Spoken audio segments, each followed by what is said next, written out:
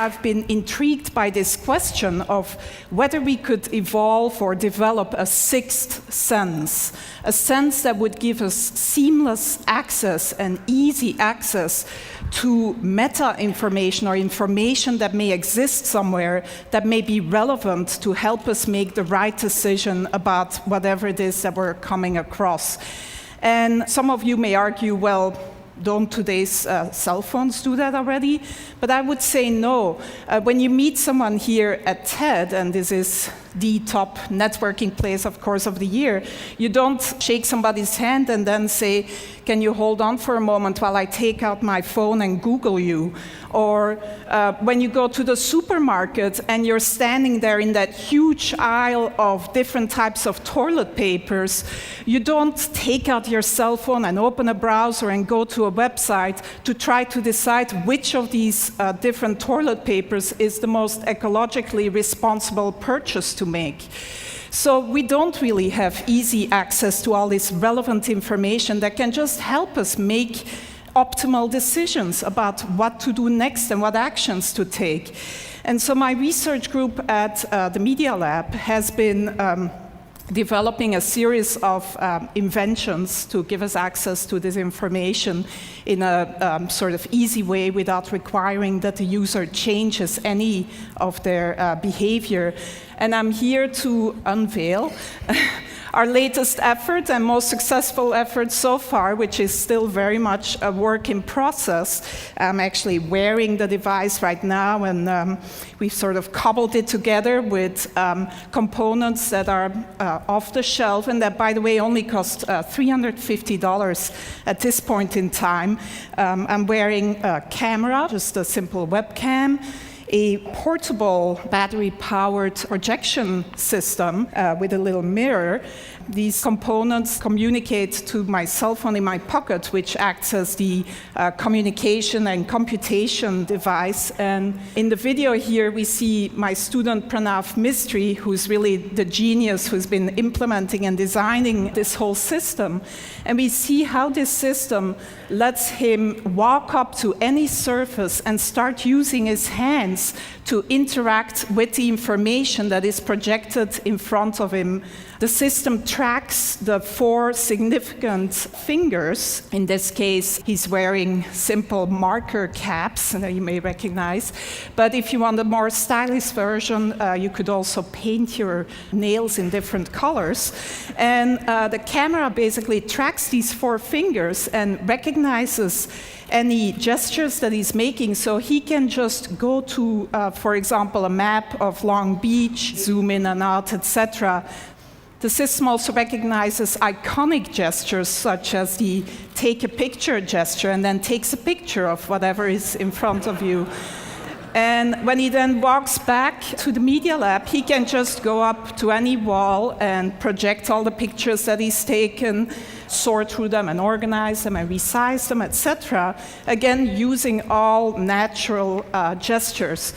So some of you most likely were here 2 years ago and saw the demo by Jeff Hahn, or some of you may think, well, doesn't this look like the Microsoft Surface table? And yes, you also interact using natural gestures, both hands, etc. But the difference here is that you can use any surface. You can walk up to any surface, including your hand, if nothing else is available, and interact with this projected data. The device is completely portable and can be...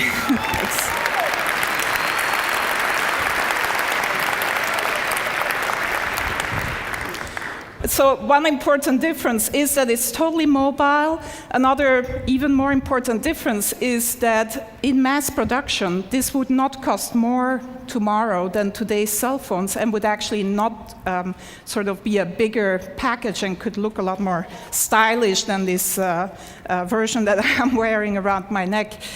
But other than letting some of you live out your fantasy of looking as cool as Tom Cruise in Minority Report, the reason why we're really excited about this device is that it really can act as one of these sixth sense devices that gives you relevant information about whatever is in front of you. So we see Pranav here going into the supermarket, and he's shopping for some paper towels. And as he picks up a product, the system can recognize the product that he's picking up using either image recognition or marker technology and give him the green light or an orange light. He can ask for additional information. So this particular choice here is a particularly good choice given his personal criteria. Some of you may want the toilet paper with the most bleach in it rather than the most ecologically responsible choice.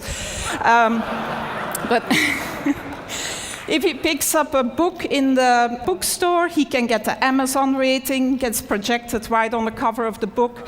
This is Juan's book, our previous speaker, which gets a great rating, by the way, at Amazon. And so Pranav turns the page of the book and can then see additional information about the book, reader comments, maybe sort of information by his favorite critic, etc. If he turns to a particular page, he finds an annotation by maybe an expert of a friend of ours that gives him a little bit of additional information about whatever is on that particular page. Reading the newspaper, it never has to be outdated. You can get video annotations of the events that you're reading about. You can get the latest sports scores, etc. This is a more controversial one.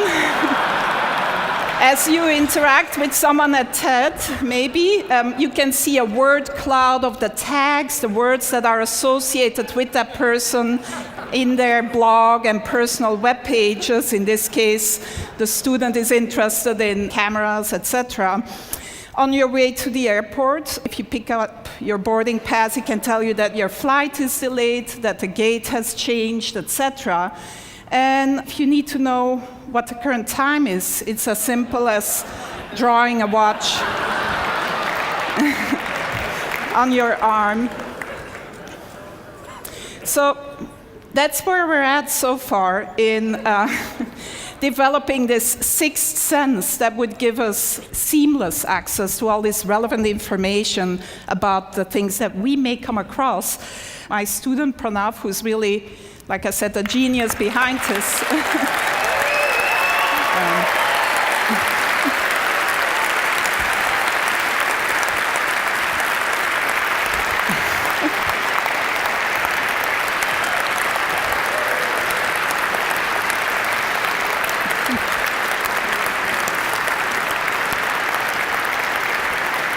He does deserve a lot of applause because I don't think he's slept much in the last 3 months, actually. And his girlfriend is probably not very happy about him either. But it's not perfect yet. It's very much a work in progress. And who knows, maybe in another 10 years, we'll be here with the ultimate sixth sense brain implant. Thank you.